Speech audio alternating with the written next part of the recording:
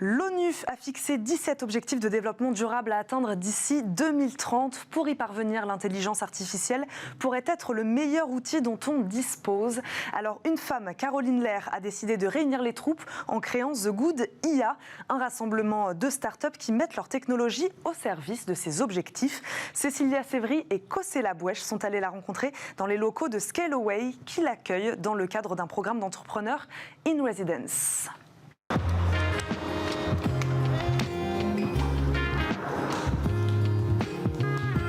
Ça fait 10 ans que je travaille dans les nouvelles technologies. Après un passage en fonds d'investissement il y a 5 ans, j'ai commencé à travailler dans le domaine de l'intelligence artificielle dans une start-up qui faisait des assistants vocaux responsables. Et c'est également à ce moment-là que j'ai cofondé l'association Women in AI qui travaille à augmenter le nombre de femmes dans le domaine de l'intelligence artificielle. Et c'est à la suite du rachat de la start-up dans laquelle je travaillais que j'ai fondé The Good AI. Je me suis lancée dans cette aventure parce que je suis passionnée d'intelligence artificielle. Je pense que c'est une superbe technologie et qu'on peut l'utiliser pour notamment adresser tous les problèmes liés au développement durable. Donc The Good AI aujourd'hui c'est quoi? C'est une communauté de start-up et de talents et tous ont le point commun d'utiliser de l'intelligence artificielle pour adresser les objectifs de développement durable des Nations Unies. Ce qui est aussi hyper excitant dans le projet de The Good AI, c'est que finalement aujourd'hui on a des outils pour retravailler un projet de société. C'est peut-être l'unique fois dans l'histoire de l'humanité qu'on peut repenser à notre modèle, puisque ce modèle-là on va finalement l'inculquer dans des algorithmes qui demain vont prendre des décisions à notre place pour ce qui est de domaines comme la santé, le recrutement, le climat, même voire la politique finalement.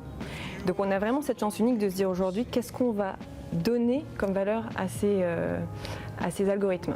Et donc je trouve ça hyper excitant et je pense qu'on peut être hyper optimiste si bien sûr encore une fois on est éduqué à utiliser correctement et de manière éthique toutes ces technologies-là.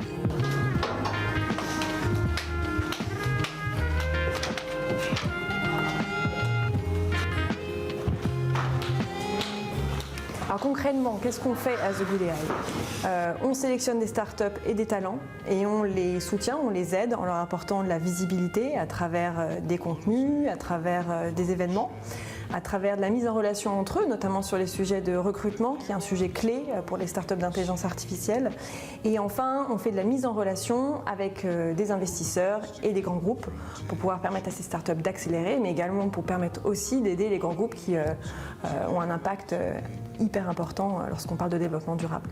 Donc aujourd'hui, tout le monde utilise l'intelligence artificielle, mais il y a beaucoup d'entreprises qui l'utilisent pour, par exemple, nous faire cliquer sur telle publicité en ligne.